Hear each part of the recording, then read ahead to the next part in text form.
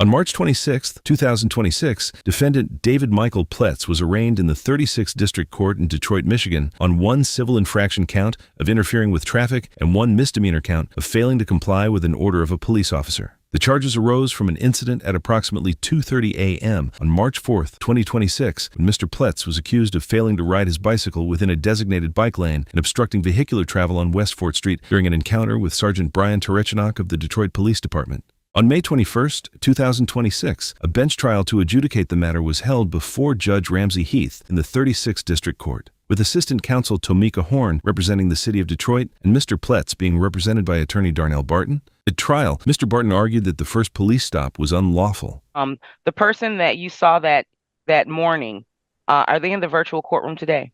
Yes. And can you describe something that person is wearing? He had a black hoodie on in the video. Okay, and what about here? Same thing. I believe he had a hoodie. He's the gentleman with the beard, Mr. Pletz. Okay, and you recognize that as the person that you interacted with during this incident? Yes, ma'am. Okay. Your Honor, may the record reflect that the sergeant has identified the defendant? The record will so reflect. And once you ran into the defendant, what did you do? When I first observed the defendant riding in the roadway, I grabbed the bullhorn, the microphone on my vehicle, and I gave him a warning and asked him to move into the bike lane. And did he do that? He did not. Okay. And what followed after that? I gave him a second verbal warning with the microphone of the vehicle, to which the defendant responded by taking his hands off of the handlebars of the bicycle and started operating the bicycle without his hands down the middle of the roadway. And he continued down the middle of the roadway? Correct. Okay, and at that point, even after those two commands or orders that you gave him, did he proceed to get on the bicycle lane? No, he did not. Okay. And then what else happened? At that point, there was a break in the construction cones. I was able to pull up alongside of Mr. Pletz, roll down the window of my vehicle, and I asked him if he heard me via the microphone and asked him if he heard me asking him to get into the bicycle lane. And what was his response to you? His response to me was that there was a sign a little bit east of us that said that the bicycle lane was closed. And I said, I'm not aware of any sign back there that says the bike lane is closed. I said, would you show me? And we proceeded to go back east on the roadway where we first passed. And there was a sign in the bicycle lane, but that was just a construction sign. And then I proceeded to tell him that the bike lane was not closed and that he needs to operate his bicycle in the bike lane where it is provided. And at this time, were you wearing body-worn camera? Yes, ma'am. Okay. And Your Honor, the people would request permission to publish the body-worn cam. First, I want to lay the foundation of whose camera this is. Madam Prosecutor, we would stipulate to any videos. Okay. Thank you. Nope. Yep. All right, then permission to publish. Yes, Your Honor. Thank you. Okay, and is this your body-worn cam as far as right here identified? I believe so. Yep, and I see the name. Yes. Yep, okay, there we go. Expect me to go through that? You see all this? Oh, wait a minute. You're telling me that you can't slow your... No, that's detour for street traffic. So you want to argue with me? Do you want me? Put that sign. Do you want me to take your information and do you want to argue with me? All I told you was to ride in the bike lane. Do I want a lawsuit? Yeah. Let me see your ID. I don't have it on me. Oh, so you want to argue with the police when you don't have your ID and you're riding in the middle of the road? State? No, you're committing an infraction right now. I'm not. You're supposed to, the law says ride as far as possible to the right. You see all of this? All of this. What's your name, sir? I don't have to tell you. Yeah, you do, because you're detained right now. Under what law? Did I... Radio 470, I'm at Green and Fort. If you have another car, roll them this way. What's your name? I don't think I have to do it. Well, yeah, 'Cause I you don't do. think I broke the I'm law. telling you, well, I don't care what you think. I'm telling you, this bike lane, all of this construction right here, What's your reasonable? I'm not in any trouble, just have a uncooperative individual. What's your- All of this construction was made for people like you who want to ride your bike in the street, so you don't get hit and get killed by cars. Now, you have I all of didn't get this. hit and killed by this. My man, if you can't slow your bike down enough to avoid this minor obstacle, Who's to say that I could even see that? If that was in the road, it would be well, different. you have a headlight on your bike, don't you?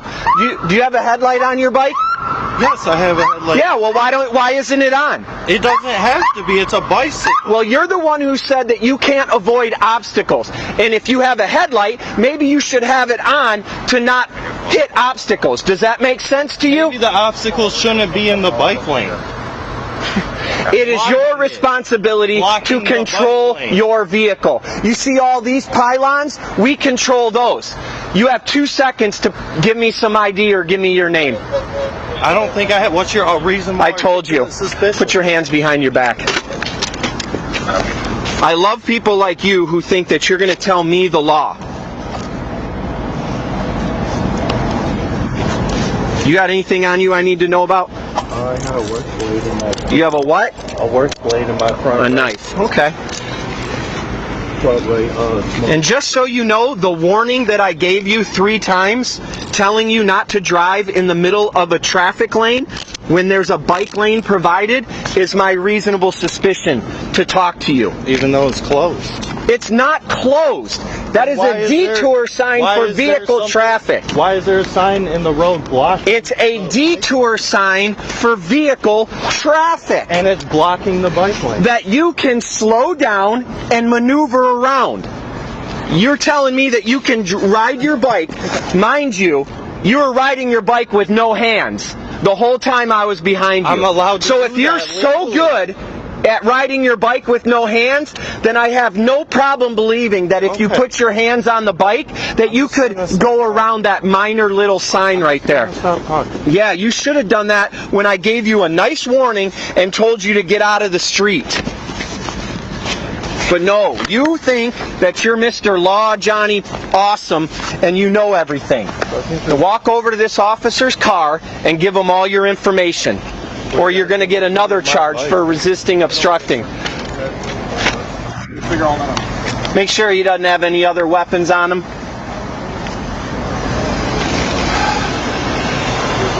Yeah, I'm good. Riding down the middle of the lane, no hands on the bike, just acting like he's some BMX star, right? I give him a nice warning. Hey, you gotta be in the bike lane, dude. No, I don't, it's closed. Yeah, dude, you gotta move out of the way, bike lane. No, I don't have to do nothing. The bike lane's closed. Makes me come all the way back here because he says this sign is telling him that the bike lane is closed. And that he cannot maneuver around that sign right there because it's too dangerous.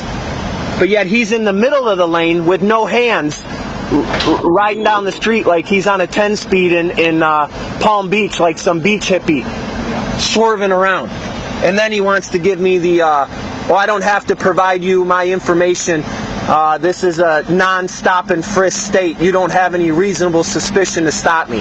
Just being a clown.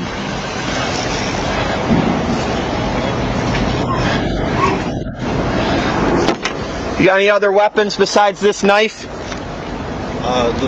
There was one in there. Man, you have a hard time listening, don't ya?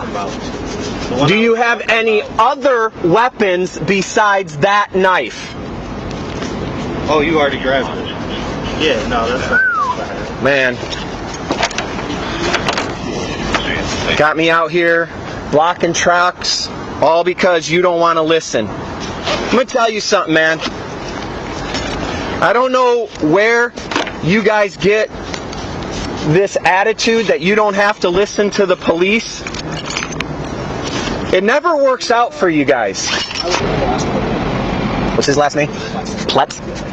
Mr. Pletz, I think that I have authority over you out here as a government official of the state of Michigan, the city of Detroit. I'm Unless the law provides for it, which I don't think it does. I am a duly sworn officer. That's breaking the law. It's breaking the what? That is breaking. Where did you go to school?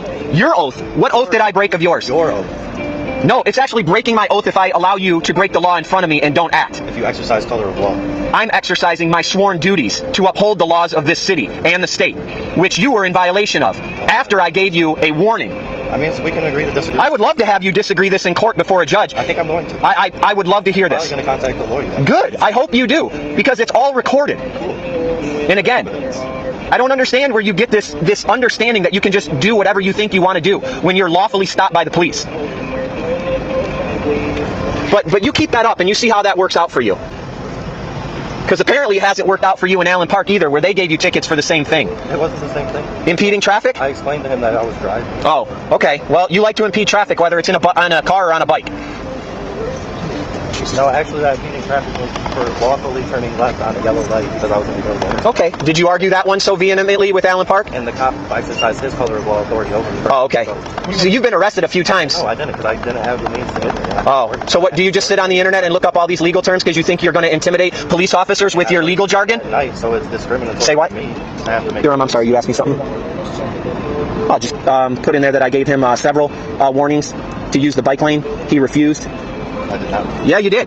You actually argued with me. I don't understand why I have to use the bike lane when it's blocked off. It's not blocked, okay? 90% of the lane in the road was blocked. You would say that's not blocked? Is that not 90%? I'm sorry that you can't maneuver your little bicycle around that little thing right there. If you can't see that with this, look at this street light so brightly illuminating that little thing. Okay, well, next time. Maybe you need glasses or something. Maybe you shouldn't ride your bike without glasses. Next time on my way to work, way home from work, Go ahead. I'm going to ride over there. Go ahead. My leg and then sue the city. Okay, so I got it all on video now that you're attempting to defraud the city by making a false lawsuit because of your own Who incompetence. said it was fraud? Who said I wouldn't accidentally hit it? The fact that you just told me you're going to do it is not an accident. So It's an accident. I'll key mark that on here. Because I do something doesn't mean it won't happen as an accident. Yeah, okay. I hope that works out for you, because now that's a felony fraud case. It's not. Yeah, go ahead and roll this guy's window up. Good luck with that, buddy. Just issued several warnings, refused, got argumentative about the bike lane, refused to give me his identification, and then that's when I called you guys over, so. Mr. Pletz, never once in my 30 years as a police officer have I ever bothered anybody that was just minding their own business, okay? So when you're out here doing the right thing, the police don't bother you.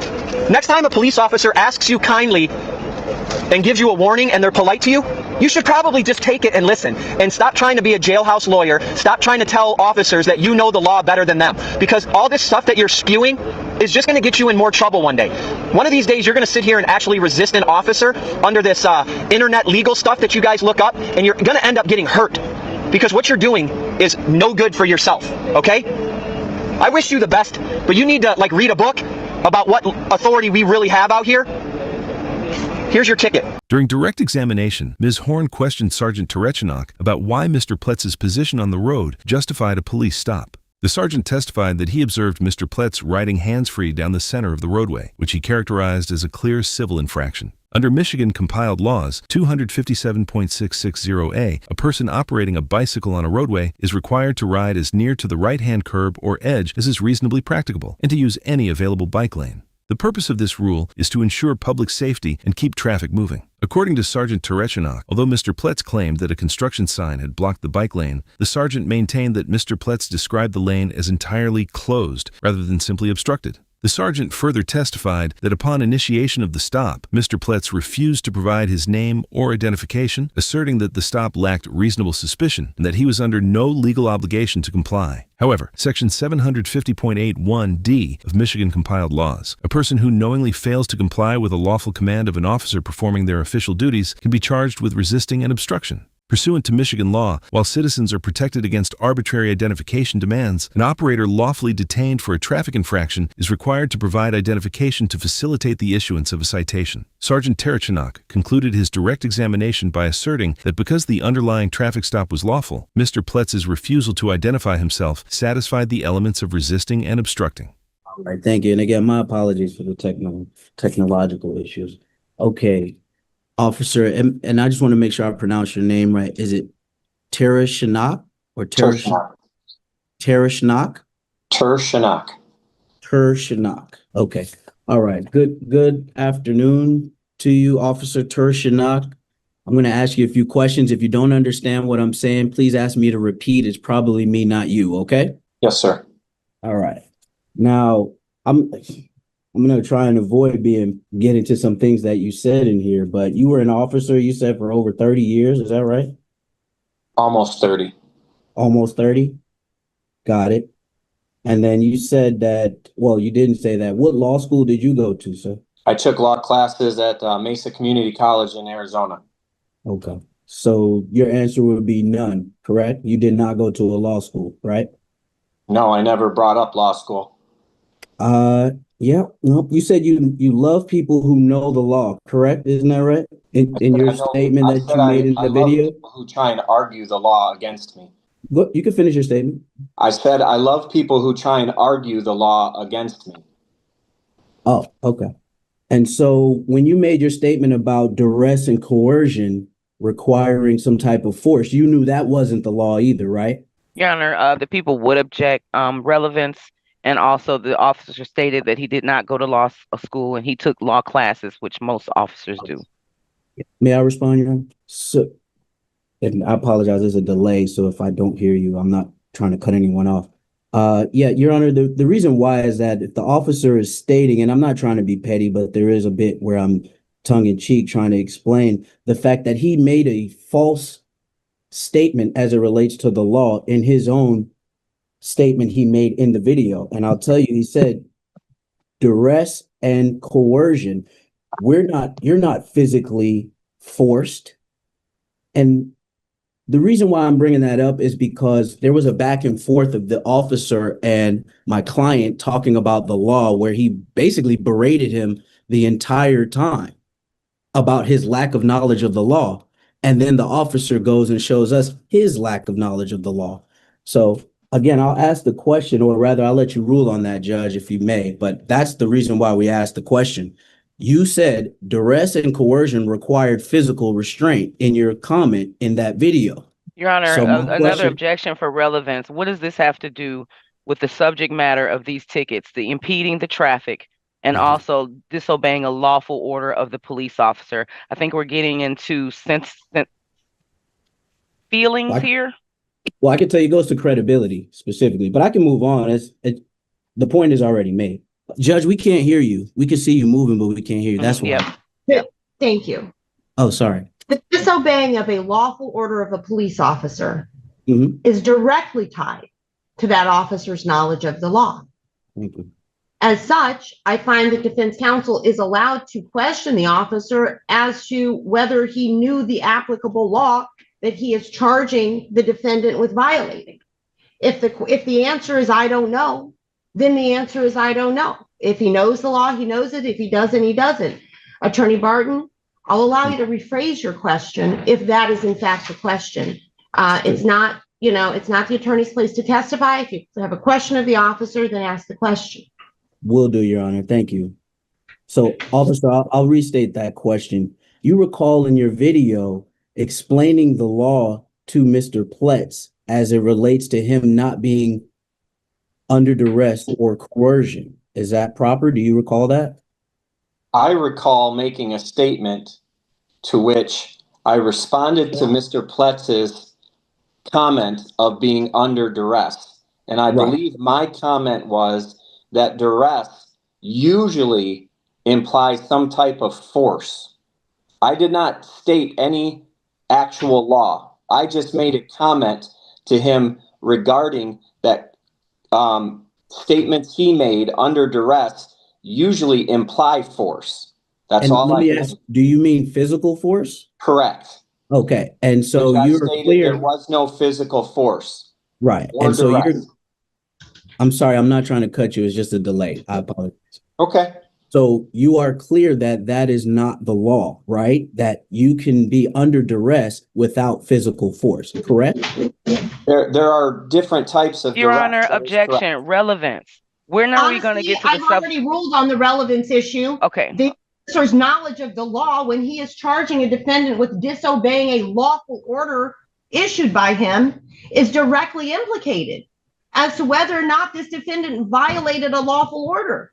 But What as to is- duress and coercion, what we're going is on the a whole officer nother. order? I'm assuming, given the notes on the ticket, that the charge from disobeying a lawful order related to Mr. Pletz's initial refusal to provide identification. That's what's indicated in the notes on the ticket. Mr. Pletz's assertion in that interaction was that he was under duress as to providing that information. He then engaged with Sergeant Tershinock about whether or not the order for his identification was lawful, given his feeling that he was under duress. Understood, Defense Your Honor. counsel is now questioning the officer about that. And officer, Mr. Barton is asking you yes or no questions. Okay, I'm And I sorry, think Your it- Honor. I didn't, he asked me to describe the law. It was my understanding of his question. Thank you. He asked me Attorney if I Barton. understood what duress was. Let me ask the question one last time, sir, or excuse Sure. me, one more time. Specifically as it relates to the duress and coercion statement that you made to the defendant. You are clear that duress does not only require someone be physically restrained or forced, correct? That is correct, and that is why I made the statement in which I said duress usually implies force. It doesn't always have to imply force, though. So then in the statement that he made to you saying that he was under duress, your response to him that it usually or usually does not, it was not relevant then, right? It was relevant because I described that I had probable cause to detain him. And that was the purpose for me asking for his identification. And I don't want to take this too long, but just to be clear, he's saying that he was under duress. You're saying he was not. He said, and then you respond saying he wasn't because usually duress has to deal with force. Is that correct? I believe I said, I'm sorry you feel that way, but usually duress and coercion imply some type of force. Okay, is what I believe I said. I got you. So we're there. We're that usually it could. In this case, Correct. You're saying that there was no force, correct? I'm stating I never applied force to him, and I Right. apologized that he felt he was under duress. Okay, just follow me, officers. Very simple questions. You said you didn't apply any force to him, correct? Correct. Does that negate the possibility of coercion or duress? No, it doesn't, because Thank the you. So coercion then- or duress could be his own feelings. No, it's the law, right? Yes, but it, Okay. Objection, so- argumentative. It feels like I- counsel is arguing with. Sustained. Attorney Barton, I Excuse me, I get your apologize. point. Please. I'll move on. I apologize, Your Honor. Thank you. During cross-examination, Mr. Barton questioned Sergeant Tereshinock regarding the elements of duress and coercion, eliciting an admission that a person can experience duress without the application of physical force. Under Michigan's Model Criminal Jury Instruction 7.6, a valid duress defense requires that threatening or forceful behavior create a reasonable fear of immediate death or serious bodily harm, effectively overcoming the defendant's free will. Sergeant Tereshinock initially testified that duress typically implies the use of physical force, but under confrontation, he acknowledged that the underlying coercion can also be psychological in nature. The sergeant countered by citing Section 257.602 of Michigan compiled laws, which provides that a person violates the law by refusing to comply with a lawful order or direction of a police officer. He maintained that his commands to Mr. Pletz were lawful because Mr. Pletz was operating in violation of Michigan compiled laws 257.676B, which prohibits impeding the normal flow of traffic on a public roadway. According to Sergeant Tereshinock, this observed traffic infraction provided the requisite probable cause to initiate the detainment of Mr. Pletz and lawfully demand his identification, which the officer does not believe related to duress. So, officer, are you familiar with MCL 257 .657? And that deals with interfering in traffic. Sorry, go ahead. I didn't want to interrupt. I'm sorry. no, I'm sorry, not off the top of my head. Okay, would it I be don't fair have to it say in front that? of me. No problem. Would it be fair to say that that deals with bicycles having roadway rights, meaning how bicycles are treated on the road? If I have no reason to doubt that if you're reading it from the statute, that's what it says. I appreciate that. And then also we have MCL 257.660A. And I'm going to ask you if Well, first I have to ask the foundation, are you familiar with that MCL? The same answer for your previous question, Which would be, which is I don't have the statute in front of me to refresh my recollection, so I have no reason to argue with it if you're reading from it. no problem. Thank you, sir. I'm just keeping the record clean. I wasn't trying to be petty. In 257-660A, it states that if the road is narrowed or if it exposes the rider to injury, that individual is allowed to move outside of that road area. Is that a fair assessment? Again, if I have no reason to doubt you. And so I would ask, is that a fair assessment? If that's what the statute states, my statement, is that a fair assessment? Are you asking me if Objection, that's this is speculative. You're asking the officer to speculate as to something that he has nothing in front of him, as he stated before. I will Well- sustain the objection. However, officer is instructed, if you don't know, then the answer is, Right. I don't know. Thank If you don't, that's it. It's a yes, no, or I don't know. Thank you. Okay, so MCL 257-660A. Again, I'm asking, is it fair to say that it gives bikers the permission to move out of a roadway when there's either an obstacle, the road is narrow? Objection, the officer has already said, Hmm. asked and answered, Your Honor. I agree it's been asked and answered, Attorney Okay. Barton. There may be place for that at closing, but if he, the officer has stated that he does not know the statute off the top of his head. Understood. And now you're asking him to confirm what is or is not in the statute. He's answered, I don't know. It sounds like to both of the statutes that you've questioned him about, if you want to clarify that his answer was he doesn't know what's in those statutes, then that's fine. But we're not going to ask him to speculate about, agreeing with you when he's already said he doesn't know. Understood, Your Honor. Again, my apologies to the court. I'll move forward. Okay. All right. Let's just ask about these. Just to be clear, to your knowledge, you don't need a license to ride a bike, correct? You need the bike to be licensed technically in the city of Detroit, but you do not need a driver's license to operate a bicycle, if that's your question. And you don't even need an ID to ride a bicycle, correct? No, technically you do not need to carry ID in the state of Michigan. And so when you said that to him, when he told you he didn't have his ID, your response was that he had committed another crime? No, what I stated was that I had probable cause to investigate him for an infraction. At that point in time, he is required to identify himself. Mm-hmm. Thank you. All right. And then clearly there was, well, not clear. Let me ask you didn't see anyone on the road. That entire video that we showed, there was only that one car at the end, right? That you guys let by?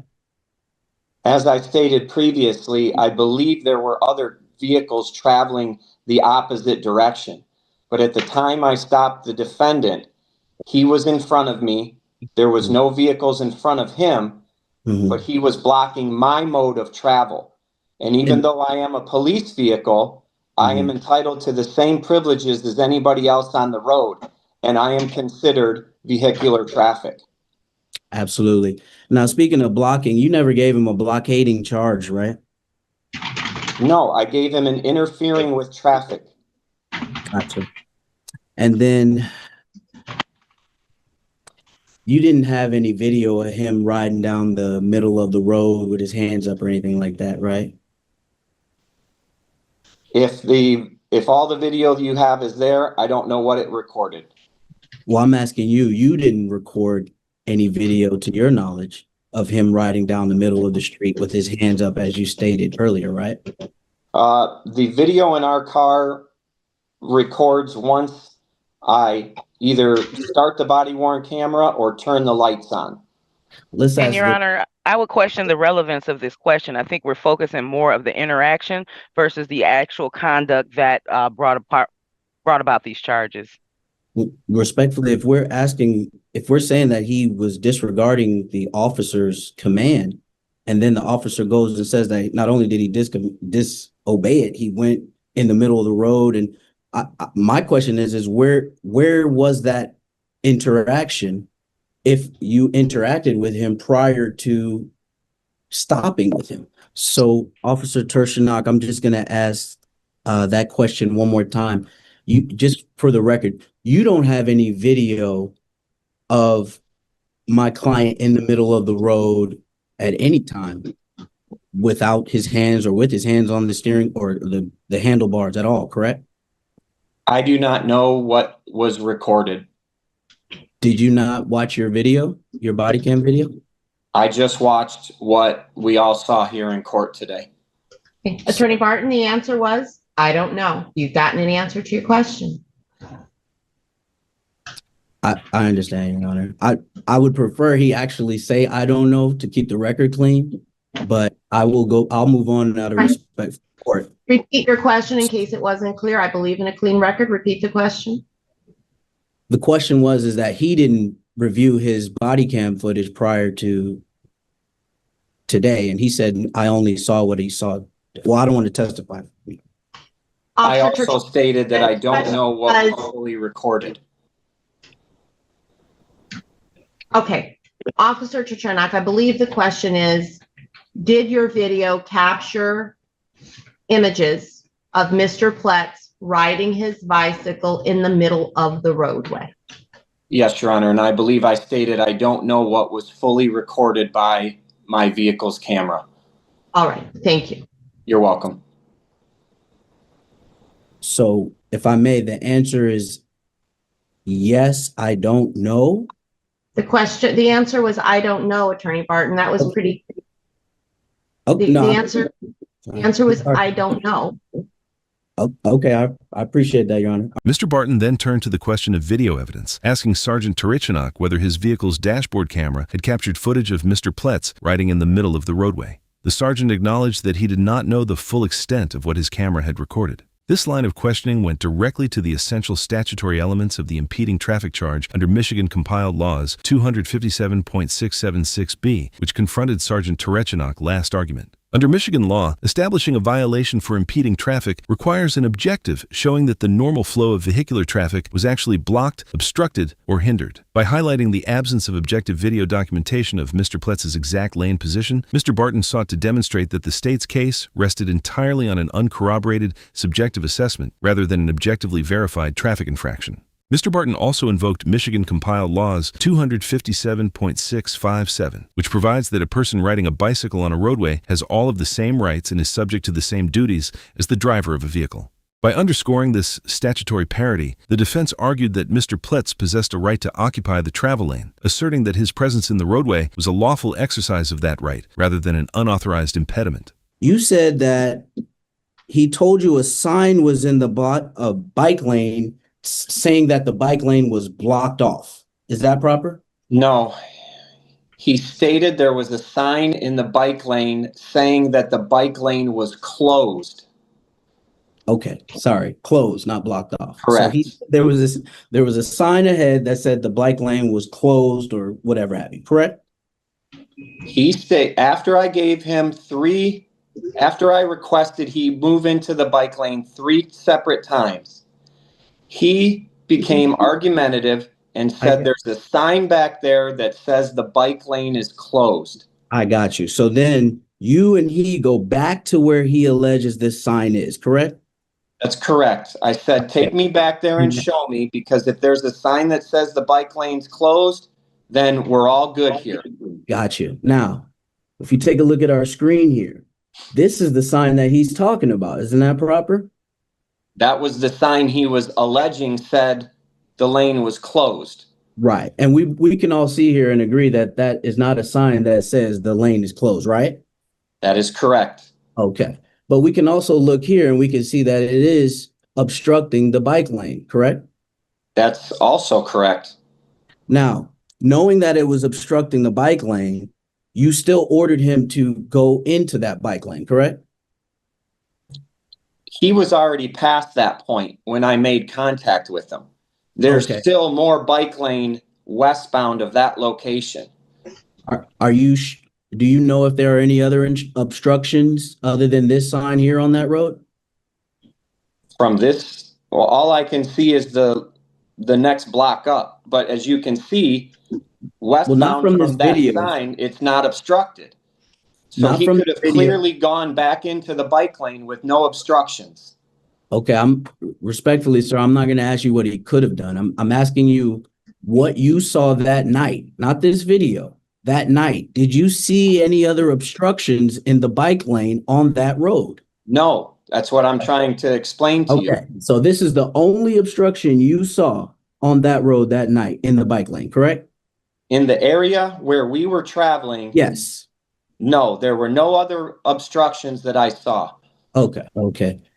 Your Honor, we're starting at the 0 point of the video labeled, well, let's just say the last digits at the end are 246030-1, allegedly the scout car. Okay, there we go. You should be able to hear me better, Your Honor. Is that proper? I can hear you. Okay, thank you. Madam Prosecutor, we're ready on the video if you want to go ahead and show it. Okay, sounds good. Let me move this up. All right. And I believe we just had clarifying questions. Officer Tershanok, on the date of the incident, you do recall driving a scout vehicle. Is that correct? Yes. And that scout vehicle was armed or rather equipped with recording equipment. Yes. And it would be fair to say that you invoked that recording device at that time? Yes. Okay, thank you, sir. And now we're looking at a video right now. Does this look like a fair and accurate representation of your scout cam video or scout car video on the date of the incident? Yes, it does. Okay. Now, I'm going to ask you, Your Honor, would that suffice? We can move forward to publish? Well, sorry. He's authenticated the video. Madam, Yes, I found the foundation has been laid. Ms. Horn, any objection? No objections, Your Honor. Thank you. Thank you. Madam, Commissioner. if you could just pause it and drag it all the way to the end, 1740 mark. Thank you, ma'am. Now, officer, if you take a look at the screen, are you able to see the totality of the screen where you can see the sign that says work zone beginning or work zone begins, and then you can see the traffic cones to the left? I can see the traffic cones to the left. Unfortunately, your video is blocking the upper right-hand corner, so I can't see what that sign says. My video? You mean? Yeah, Meaning the Zoom video itself? correct. Oh, I got, you can always minimize that if you go to the top right corner. You can minimize that. But if not, I just wanted to verify that you do see the scene here. Okay, I've turned my camera now. Yes, I see. Yes, it says work zone beginning. Okay, perfect. Now, if we were to go from right to left from that work zone begin sign, we come across the first orange cone. Can you see that orange cone is right next to the street light? Excuse me, the street sign? Yes. Would it be fair to say that you see that cone is in front of the bike lane? Oh, well, let's go back a step. I'm sorry. No.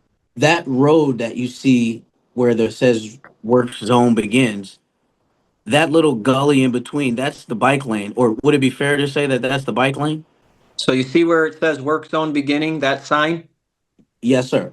All that clear roadway and that giant curb, Mhm. that is all the bike lane. Okay, so to clear, answering my question, that is the bike lane right here, right? To the right where it says work zone begin, correct? Correct. That's part of the bike lane. It appears to be on Fort Street. I can't see what street that is in the picture. That's fine. We just want to clarify that where the arrow is, where Madam Prosecutor's arrow is, that's the bike lane.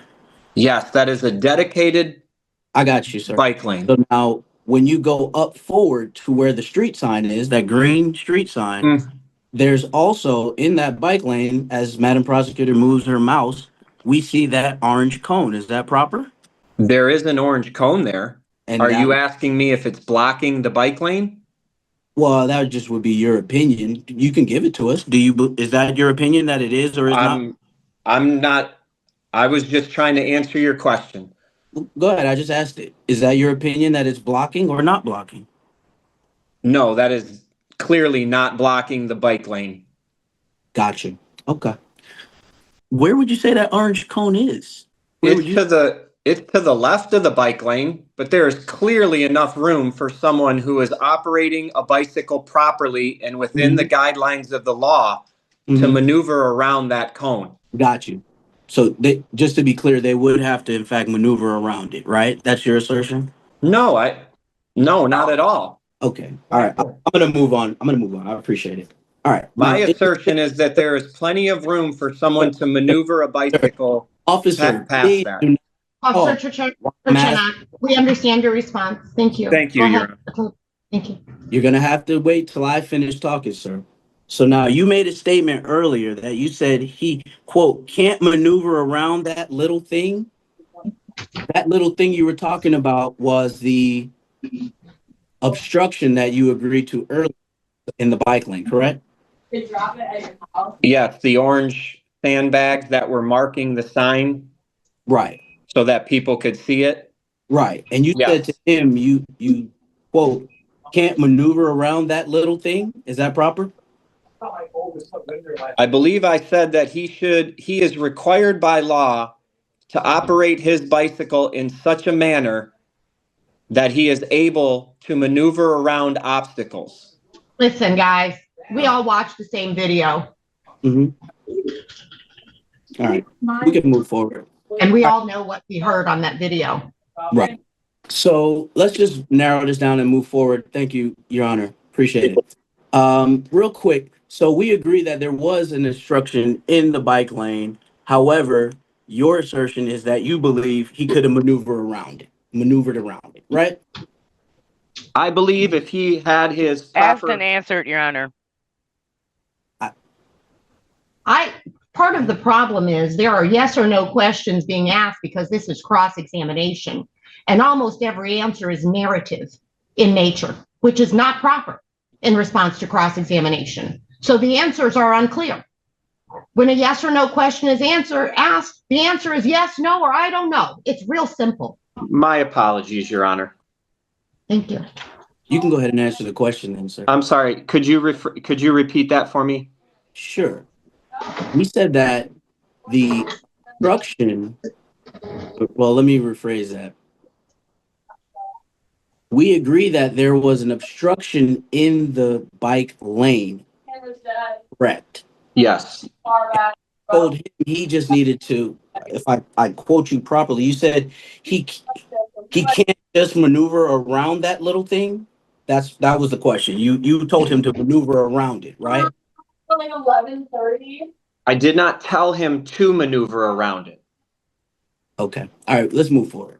You didn't measure the distance between that obstruction and the remaining component of the bike lane, did you?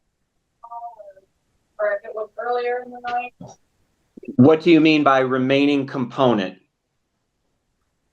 The distance between the obstruction and the remaining space in the bike lane. You did not calculate that distance, correct? No, I did not. Right. So you don't know if that was the safe distance for a bicyclist or anyone to travel into, correct? Or safe area, excuse me. It had no relevance at the time because that's not where I stopped him and investigated him. Had he passed that area prior to you investigating him and stopping him? I did not see him traveling at that point in time. Well, I guess the logical question is did you stop him before that obstacle or after the obstacle? That's what I'm trying to say. I stopped him after we had already passed that obstacle.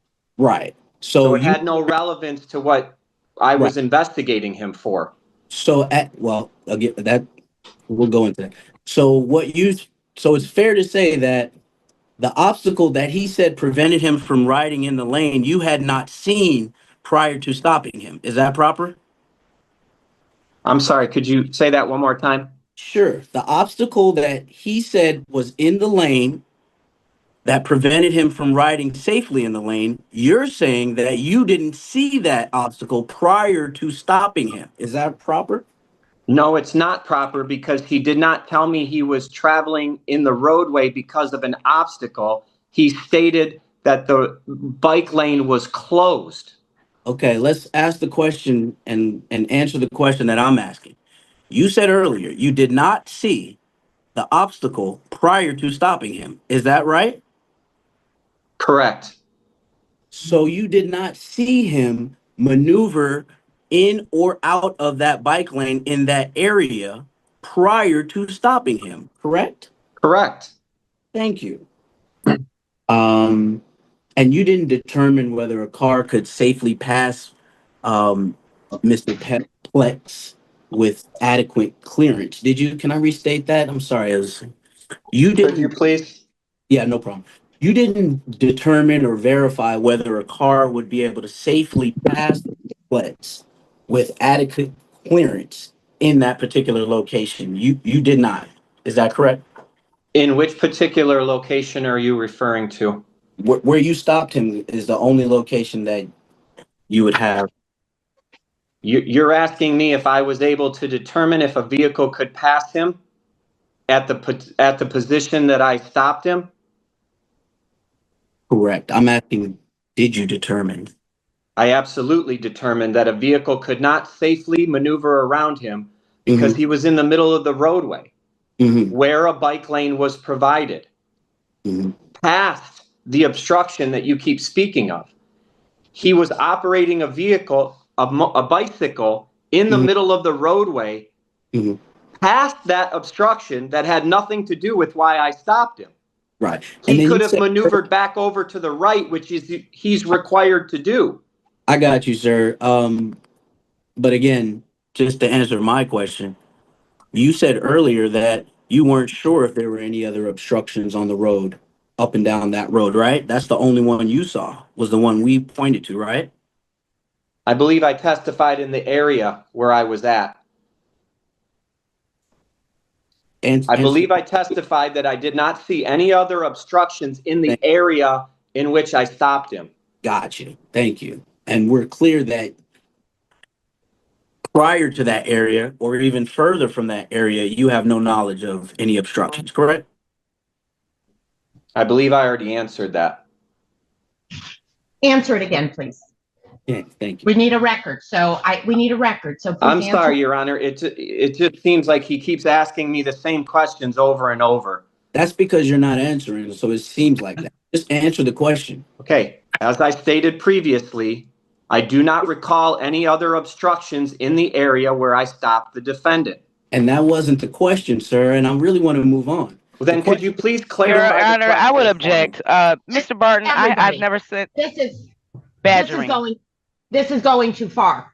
That's Quite not- frankly, I don't find badgering. I find a lot of problems here. Thank you. There are questions being asked of a witness on cross-examination. They are yes or no questions. Yes, no, I don't know. Did you see an obstacle earlier in the roadway? Yes, no, I can't recall. I don't know. Instead, we're not getting clear answers. We're getting run-on testimony. And I'm growing as frustrated with it as everyone else. Your Honor, I apologize if my No one answers... wants to be here in trial on this case for 4 hours today. There are questions being asked. This Your is Honor, direct examination. Ms. Horn will have a chance to redirect. This is cross, okay? Cross has its purpose. The defense attorney is drawing out the answers that he wants. You don't have to give him the answers he wants, but you have to give him the answer that's true. Yes, no, I don't know. Your When Honor, you're I asking- apologize. I apologize if my answers are frustrating. I honestly do. I feel like I'm being poked and prodded. I understand that. Repeatedly. That's what happens at trial when you're a witness. I apologize, Your Honor. I will do my best. Know that you're going to be poked and prodded at trial. Again, I will do my That's his best, job. Your Honor. Ms. Horn's job is to come back and allow you to clear it up, clean it up, whatever you need to do when you finish. Okay, we're not in front of a jury. This is me. I get it. I've read the statute. I know the law. I understand how this works. Again, is Your Honor, I completely apologize. I will do my best. All right, And your thank you. Your Honor, for the record, the people stand with the objection of badgering. It's very repetitive. Some questions being asked more than 5, 6 times. Well, the problem is there's a defense attorney trying to create a clean record, right? A lot of trial is about the record. We have to get clear answers to the questions. And if they're not clear, he's going to keep asking because he needs a clean record. Mr. Barton, please frame your questions succinctly so that they get a succinct answer, okay? Right, and don't elicit a narrative. Yep. Judge Heath admonishes Sergeant Terechinock for testifying with narrative arguments instead of giving straightforward responses. Under Michigan Rule of Evidence 611, the court is required to control the mode of interrogation to prevent narrative arguments and ensure the effective ascertainment of truth. Furthermore, as an adverse witness under Michigan Compiled Laws 600.2-161, the sergeant is subject to leading questions designed to give precise answers rather than open speeches. Judge Heath made clear that Sergeant Terechinock was required to answer Mr. Barton's questions directly. Mr. Barton then used footage from Sergeant Terechinock's patrol car to walk through the physical layout of the roadway, identifying a Work Zone Begins sign. Under Michigan Compiled Laws 257.660A1, a cyclist is legally permitted to safely deviate from the right-hand curb or a designated bike lane when an obstruction is present. A statutory exception the defense argued was directly triggered by these objects. By forcing the sergeant to address the probative video evidence on the record, Mr. Barton impeached the officer's testimony and related an evidentiary gap in the prosecution's case in chief. The officer had cited a cyclist for leaving the bike lane without first verifying whether a construction hazard had legally excused compliance under Michigan law. Officer Terechinock, we're at the, hold on one second. We're at the bike lane thing. So you earlier, or let me ask you this. You never asked my client whether he have moved into that lane to avoid the obstruction, correct? I'm sorry, could you repeat that? Sure. You never asked my client whether he moved into the main road to avoid an obstruction, correct? Correct. Got you.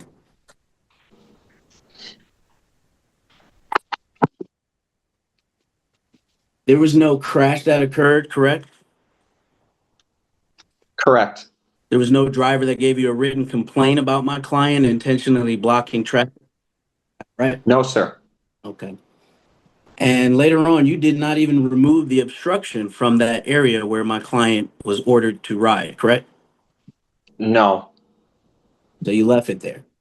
It's a construction zone. That's a state sign that's there for detour purposes for traffic. I'm not authorized to remove it. Did you notify anyone with the city or the state to move the sign because it was an obstruction? No, I did not. And you're clear that an officer's traffic order must be lawful and related to safety, correct? Yes.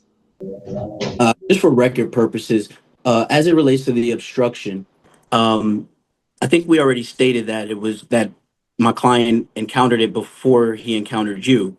But just to be clear, it's fair to say my client didn't create the obstruction, correct? Not to my knowledge, no. And I'm sorry, I'm not trying to be petty. I'm just keeping the record clean. And then the client did advise you that he moved. I'm sorry, you never asked, but he did advise you that he moved out of the lane due to the obstruction. Is that correct? I don't recall him saying that to me. Okay. Well, no problem.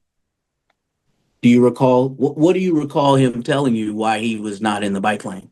As I stated before, he said that there was a sign that said the bike lane was closed. Gotcha. And that's why he was riding in the middle of the street. Okay. And so just to be clear, as far as the order, you're not claiming that my client had no right to be on the roadway at all, right? No, not at all. Okay. And you're not claiming that bicycles are prohibited from being on the roadway, correct? No. Okay. And you're also not saying that my client was required to ride through the obstruction, right? No, I'm not saying he would. No. Now, as to the ID, I think we already stated that, as you know, just the person riding a bike is not required to have an ID, correct? Correct. And so if he was lawfully riding his vehicle he wouldn't have to produce an identification to you or any other officer, right? If lawfully. Right. So if the order was not proper, he would be lawfully riding, right?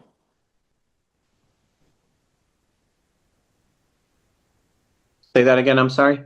Sure. If the order, so say I give an unlawful order to do something for a bike rider, that means that if the order was unlawful, they still have the right to do whatever it was that I'm telling them they can't do. Correct. Very last question was just that the middle lane, quote unquote, you said he was riding in the middle of the road, but we are clear that there was construction on the road narrowing the road. Is that fair to say? In order to answer that, that's not a yes or no answer. I would have to describe. That's 100% a yes or no answer. Is there construction on the road narrowing the road, making the road less wide than it would be had that construction not been there? It's a yes or no question. Very simple. Are you asking me if it narrowed the lane of travel or the entire roadway? May I ask a clarifying question? Does the construction on the road lessen the area upon which vehicles have to travel on that road? That's kind of what I was asking defense attorney, because the construction, yes, narrows the road, but the cones and the curb for the bike lane still establish a well-established lane of travel for vehicles. So that's what I was trying to clarify. All right. So just to answer my question, the road itself, I understand what you're saying. The road itself is narrowed by the construction. Is that correct? No, technically, no, it's not. The only thing That's fine. okay. That's fine. That's your answer. That's fine. Why I said I'm trying to help you out. No, you know what? Let's help out last one. If we pull up that video at the 1740 mark and we look at that road, you're telling me that that road and those cones do not block the normal flow of traffic? What I'm telling you is that the construction. Your Honor, I would Takes object because away- he didn't ask whether it blocks a normal flow of traffic. The question was whether it narrowed. Is that correct? Let's do this. Strike those. Let's do a very simple question. With the construction on the road, does it alter, narrow, or change the ability or the total space for any driver to, I think he left, Your Honor. I think we lost him. We did. I'm sorry, ma'am. My Zoom dropped. Good. No problem. Very last question, sir. Okay. Very briefly. Yes. And you can take a look at the video of the 1740 mark of video number 2 from the scout. I'm asking you, on that road, was that road narrowed or obstructed in any way that would limit a driver from the normal road that was there? That's Let's ask straight that question. your term of narrowing. On the road where the cones are, can you drive a car where the cones are on that road? You could, but you would go into the construction zone. Let's try and ask. I understand. Judge. Attorney Barton, I understand your question. I'm I sorry. understand.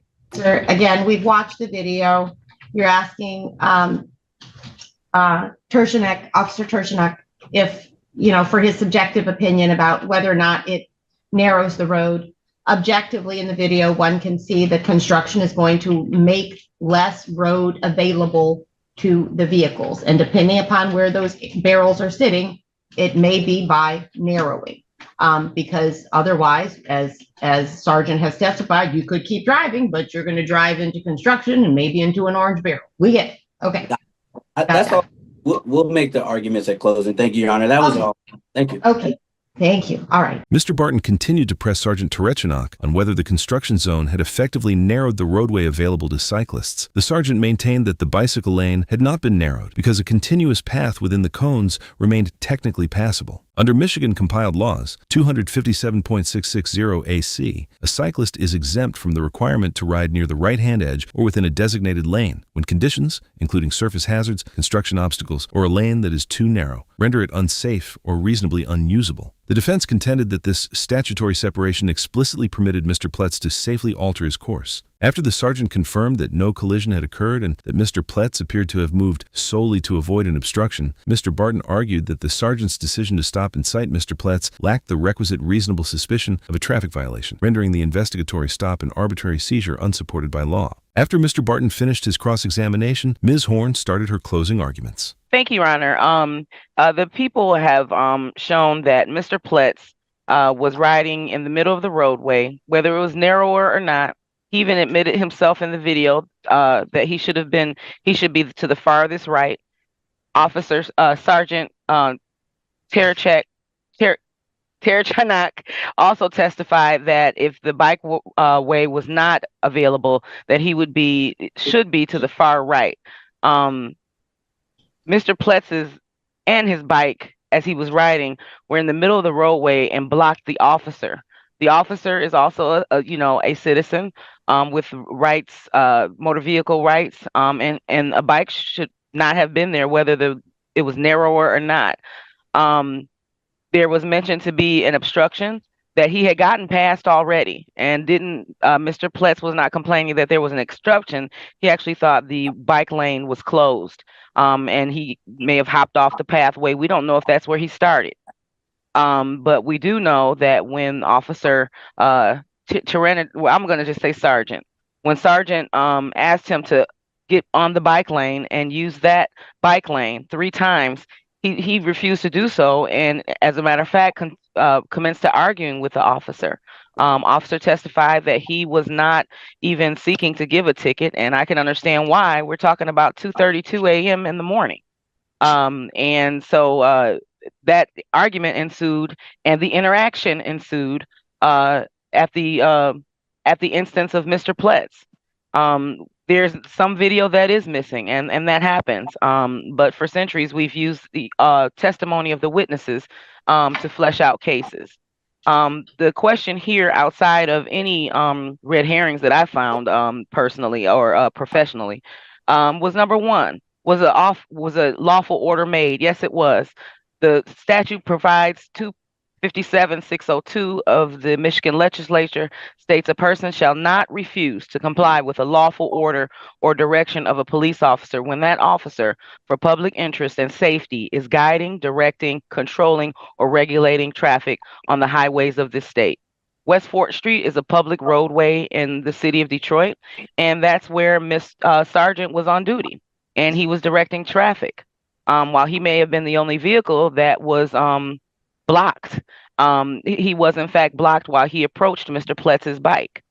In addition to the lawfulness of the order, it came from him regulating traffic. As far as interference with normal flow, Sergeant testified that he was interfering with his own flow. And so that is impeding just by nature of a pedestrian or even a vehicle blocking traffic, being in the middle of the roadway. And he still could have been to the far right, no matter how narrow the roadway was. Also, outside of that, these are the issues that are here. As far as the obstruction, I think that's something that was thrown into the picture, because I don't think in the video, nor was it stated here, until it formed into an obstruction. I think the issue was that he believed that the roadway was closed, the bike lane was closed. He didn't complain about any obstructions on the scene. He didn't complain about not being able to get through somewhere, and at that point he had already got past that. So if he'd already gotten past that, why are we using it as an obstruction now? All the officer did was say, hey, please hop on the bike lane. And like I said, if that's where he started, I believe that people have proven the burden beyond a reasonable doubt and by the preponderance of the evidence that he had impeded traffic. Thank you, Your Honor. Thank you. Attorney Barton. Thank you, Your Honor. Your Honor, at this point in time, we just want to make the very clear arguments as it relates to the two components that the court, the bike lane and the ID. We'll get to the third component, which is credibility, after. So the bike lane itself, Your Honor, we've already concluded that there was an obstruction. How and to what degree down the road there were further obstructions, my client would not know. Once he approached no obstruction, he would have to do what any other logical driver would do, which is to be in a safe distance, which is where he placed himself, a safe distance from that obstacle. And we saw the distance, we looked at it on the camera, it was about yay big. So in order for his bike to go through that distance, literally his pedals would be on both sides of that little pier, meaning that only the tire would be able to get through. So as it relates to safety, the MCL says that a biker has, as a motorist as well, just not a biker, but a motorist has the right to a safe passage, and it has to be reasonable. So again, when the officer says, hey, the guy told me that there was a sign that said this road was closed, and we go back there and we see it wasn't closed, he's missing the reasonable component of it. It was blocked. It was still obstructed. So instead of him taking that time to, as he said, he's an officer of 30 years and taking that time to de-escalate, he re-escalated. And then he continued to berate this man, calling him a clown, a beach hippie, alleging fraud. It was pretty egregious. However, they said that it was 2 a.m. and there's no cars on the road. That was the point, because there was no interference in traffic. And if the officer is saying he was interfered with in traffic, then the officer should know that, again, because he loves people who knows the law, he should know the law, that he has to give the bicyclist 3 feet of space as per the MCL, excuse me, I'm sorry. I want to make sure I quote it properly. The Michigan Vehicle Code Act 300 of 1949 is 257636, overtaking and passing vehicles. So the officer should have known that had he known the law, that he was in the wrong if he thinks he was the vehicle that was not giving safe passage. Second, Your Honor, we asked about the video, not because we don't believe that not having the video should allow for a dismissal. What we're saying is if the young man was in the road, you're saying that you had your body cam on, there's a scout car, and not one video of this occurring? The only video you have is after you and him are arguing, which insinuates, going back to the third component of credibility, that there's a lack of credibility in this particular officer's statement. And we know that for a fact, based on the fact that it took him 30 minutes to answer yes or no questions. Let's move on. The next thing is the ID. So as far as the bike lane is concerned, we have already gotten him to admit that there was an obstruction. He's already ruled that 257660A says that the cyclist has the right, it has the right to travel. And if there is an unsafe or unreasonably safe road, then they can maneuver around it, right? So we know that for sure. And we also know MCL 257657 says that bicyclists on the road are operating as if they had the same duties as a driver, right? So we've got that. Now, the ID, they're saying that he had a lawful order. Well, we've already established that the order wasn't lawful because the young man had the right to not be in that bike lane due to the obstruction. We know that it was an obstruction, he agreed, and we also know that they didn't even go forward to try and remove the obstruction afterwards. So I'm assuming somebody else is probably dealing with that same situation. However, if there was no lawful order, then there was no lawful requirement for him to give an ID. Very clear, very specific. And I even asked it, although there was an option to object to speculation, he still answered it. He still answered it because it was a logical question. If he was riding lawfully, would he have to provide ID? No. That was his answer. And that's the law. That's true. So now we know he was lawfully able to avoid that bike lane. For what distance? We don't know, because we don't know to what degree the obstruction could have occurred down the road. The officer says he didn't see any obstruction. And then the young man brought him to the obstruction. And now he's saying, okay, well, yeah, but it's only here. Well, how does he know that? How did he know what distance this young man was traveling before he got to where the officer was for him to say there's no other obstructions? Maybe this young man ran across several obstructions down that road, and he just used logic that said, hey, it's 2 a.m. I'm going to run into one of these obstructions. Let me move over. There are no cars in the road. Last thing, again, I'm going to, Your Honor, is to the credibility. And again, I say this with all due respect. I work with officers all the time. I work with Ceasefire. I'm a former state prosecutor myself. What I'm saying is that as it relates to the credibility of this particular officer, it was very clear that my client violated the number one rule, which was pissing off an officer. That's it. That's all he did. He made this guy upset, and he did not want to take it from, he didn't want to de-escalate from there because he thought he was doing him a favor. He thought he was just gonna, hey man, I'm just telling you, get out the road, I'm helping you out, etc., etc. But no, he wasn't helping him out. When the guy gave him pushback, when my client gave him pushback and told him the actual law, then he started to berate him on internet law and all that. So again, Your Honor, I just want to make sure that we're clear. MCL 2567 says he can operate as a vehicle. MCL 2567660A says that the cyclist can, if I may, a cyclist riding slowly in traffic generally must ride aside as as close to the edge as practical, the right-handed curb or edge of the roadway, except when conditions make the right edge unsafe or unreasonable to use. That's why I asked the officer, and it took us 30 minutes to get a yes or no question that we can see on the video. Was there construction narrowing the road?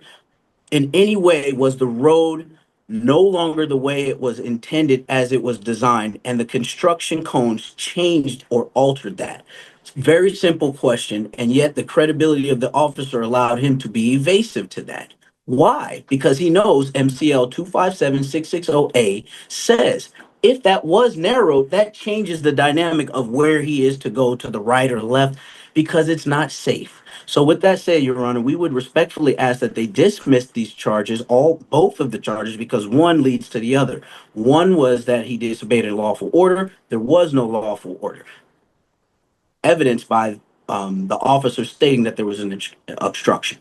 Second off, that he failed to present ID, which is again improper because he was not required to present ID. With those stated, Your Honor, we would respectfully ask that the court dismiss all of the relevant charges. Thank you. All right, thank you. Rebuttal, Your Honor. All right, I'll allow rebuttal. Okay. Thank you, Your Honor. In this particular case, there was a lawful order given, and it was simply to please get back on the bike lane. And if not, if you're riding near the curb or close to the curb, farthest right of the traffic, that it was talked about here that would have likely been okay. But in this case, he was riding in the middle, in the front of the officer's vehicle, in the very front. And so while he decided to jump, we don't even know where he started. We don't even know if he started on the bike lane. But his reasons. Stop. This is closing. Ms. Horn is speaking. Stop. Objecting to facts not in the record, Your Honor. There was no right, and we don't even know where he started. So as far as being in the roadway, this is what the officer testified to. He was in the middle of the roadway. He was not in the bike lane, but some of the argument is that he was not in the bike lane for some justification. However, he was no safer in the middle of the street at 2:30 in the morning. And officer was not trying to pass him. So as far as being safe passage and enough room, the officer was not trying to pass him. The officer was giving a lawful order to use the bike lane instead of the middle of the road. The officer did not testify that he had 30 years of experience on the force. He testified that it was 27 years. And in the video, he said close to 30. I think when we round up, when we all do math, 27 years is close to 30, but he never said that he had 30 years. And that's just to make a clarification for the record. The officer testified when I asked him how long had he been a police officer, he said 27 years. So I'm just making that clarification. However, here, Mr. Pletz was in the middle of the road. He got an unlawful order from the police, and he repeatedly refused to identify himself. While the defense may feel that it was not lawful for him to pull him over because he was doing everything right, even if he wasn't, he has a justification for doing what he did. However, when a police officer asks you to identify yourself, that is a lawful order for investigation purposes only, and he was merely detained. Thank you, Your Honor.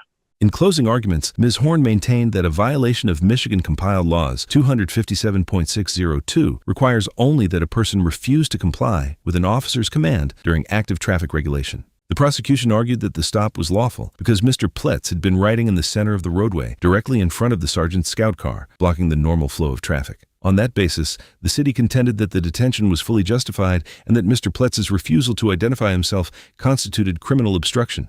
Mr. Barton countered by challenging the lawfulness of the underlying command itself, because Section 257.657 of Michigan compiled laws grants cyclists the same statutory rights as motor vehicle operators, and because Michigan compiled laws 257.660A explicitly permits a cyclist to leave the bike lane when facing a genuine obstruction or safety hazard, Mr. Barton argued that Mr. Pletz had a legal right to occupy the lane he was in. If the command to return to the bike lane was itself unlawful, then refusing to give his identification could not constitute a criminal offense. The defense also raised a concern under Michigan compiled laws 257.636, which requires motor vehicles to maintain a minimum 3-foot passing distance when overtaking a bicycle. Mr. Barton argued that rather than observing this safety requirement, Sergeant Tarichinock escalated the encounter and berated Mr. Pletz at the scene. Finally, Mr. Barton highlighted the prosecution's lack of evidence due to neither the body camera nor the dashboard camera footage showing Mr. Pletz committed the alleged traffic infraction, leaving the city's case resting solely on the sergeant's words.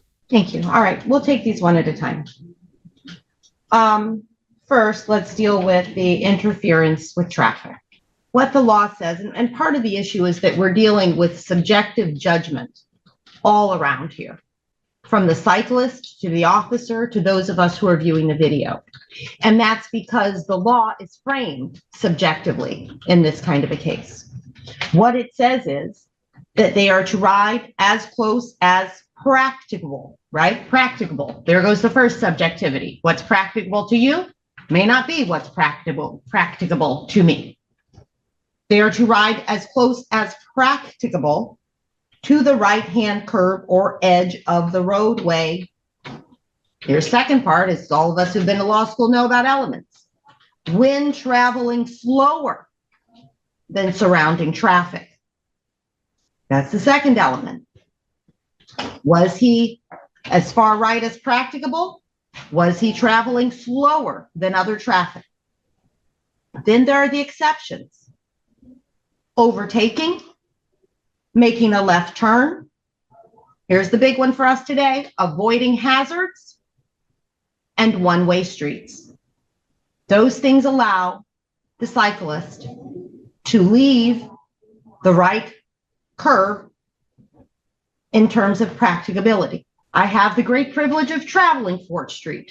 That's a joke because it is the bane of my existence on days when I have to do it, especially at 2:30-ish in the morning. It is full of construction. It is full of barrels. It is full of detours and arrows and lights that make it very difficult to navigate in that area.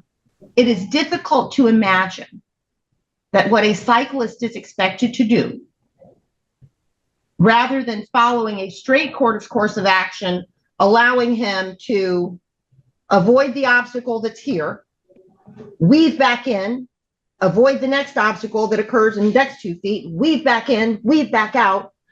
As a cyclist, I don't know that what a cyclist would determine is practicable in terms of staying close to the right-hand curve.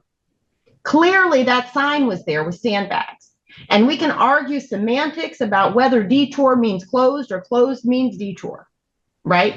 But as drivers, if we see a detour sign, we generally move. That's what a detour says. Even if it doesn't say closed, it means move somewhere else. You're detoured. And so we have the cyclist who saw a detour sign according to him or his attorney and moved. So then the question is, should he have moved back in, right? Or by not moving back in, was he obstructing traffic? And here's what was very telling to me. And I wrote it down in terms of the first video that was shown. Between 17 minutes and 5 seconds and 17 minutes and 7 seconds, when police cars were sitting in the lane, a large oil tanker truck went by, traveling the exact same direction. If that large oil tanker was not obstructed by numerous police cars and individuals in the roadway, it's difficult for me to understand how one cyclist obstructs traffic if a tanker can still get by. Because it did. It caught my attention because of what we're examining today. It was a huge truck. I invite you to go back and watch the video if you doubt what I'm saying. So somehow traffic is not obstructed by large vehicles, police cars, but is obstructed by a single cyclist. I don't think so. An officer, as it was phrased, kindly asking you to do something or giving you a friendly reminder to do something might be nice, but that doesn't turn a request into a lawful order simply because it's coming from an officer. It still has to have its basis in the law. Sergeant Tershinock testified under cross-examination that he was not familiar off the top of his head with the very statutes that are applicable to this case today. Absolutely, that was your testimony, officer. And if you don't want me to address you, then keep a poker face, because that was absolutely your testimony. We went over it many times where the answer was yes, no, or I don't know. The question was directly about the statutes and the content of the statutes. And the answer was, I don't know off the top of my head. And that's okay. I don't keep a book of statutes in my head either. And it's way easier to keep the general rule in your head than all of the exceptions. And here we have numerous exceptions that Mr. Pletz was relying upon. The biggest one being, I could not travel in the bike lane because there were obstructions in the bike lane. Whether we think it was enough room to maneuver around or his headlight should have lit it up for him. You know, I have a disease where I have vision issues. I don't know. I can't impute my ability to see to everyone else's. What we can see, though, is that there was an obstruction in the bike lane. And what was clear by the end of the second video that was shown, as we all know Fort Street to be right now, is that it is full of obstructions everywhere. That barrel appeared to be very close to the bike lane at the end of the video. Now, Officer Tershinock saw it in person. Maybe it was further to the left than it appears to me. Maybe to Mr. Pletz, who was further back and not looking at a still photo of it as we are. He sees another obstruction in the bike lane. And so he's traveling the roadway until he gets past the obstructions that would cause him to, quite frankly, not maintain a single course, but be dodging in and out of traffic to avoid every obstacle in that bike lane, in that roadway. There is a practicality to the law. It's supposed to make sense. It's supposed to protect people and not endanger people. And if we are trying to say, I mean, that's the only alternative, because we know that there's construction and obstructions all over that place. So the alternative is to say, well, Mr. Pletz should have just been dodging in and out on the bike lane when he could, off the bike lane when he couldn't, on the bike lane when he could, off the bike lane when he couldn't, at 2:30 in the morning, when there are possibly drunk drivers. All kinds of people could be on the street, although there didn't appear to be many that night. I don't know. I mean, I could say more. I think it'll just muddy the record. I don't think that, unfortunately, is something that we have to advise people, but we should not be saying to people, when an officer kindly asks you to do something or gives you a friendly reminder, you just do it or it's going to turn out bad for you. That's not the kind of place that we're supposed to live in. It's okay for people to know their rights. You don't even have to take a bar exam in every state in this country to be a lawyer. You don't have to go to law school in every state. Law is still done in some places through learning and apprenticeship. There are smart people who study and learn the law.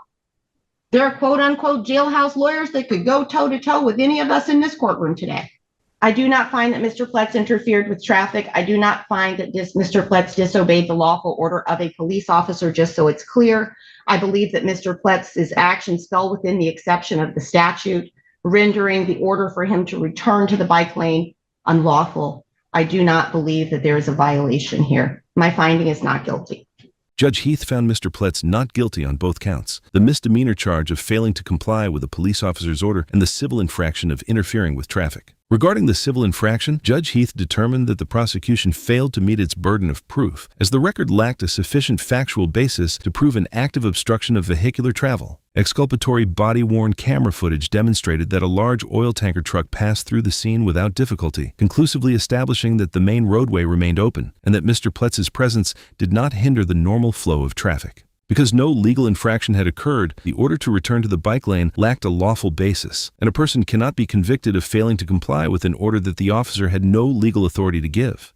This case demonstrates the importance of accuracy of the facts and the detail a defense attorney must pay attention to ensure his client has the proper defense. A bench trial ensures that the state cannot convict an individual of a crime without first proving that a police officer's commands had a clear, undisputed legal and factual basis. Mr. Barton ensured the integrity of any traffic stop requires that an officer's assertions be backed by substantive proof, a standard severely compromised here by a glaring lack of evidence and a flawed police investigation. Because Sergeant Starekanok body cam footage was only activated after the roadside allegedly infraction had already begun, the state failed to provide any objective video recording of the defendant's riding behavior or the alleged traffic obstruction. Without video evidence to validate the sergeant's claims, the state's case rested entirely on a subjective police investigation that ultimately collapsed under cross-examination. By finding Mr. Pletz not guilty, Judge Heath was refusing to penalize a citizen when the government's investigation lacked the objective proof required to withstand judicial scrutiny.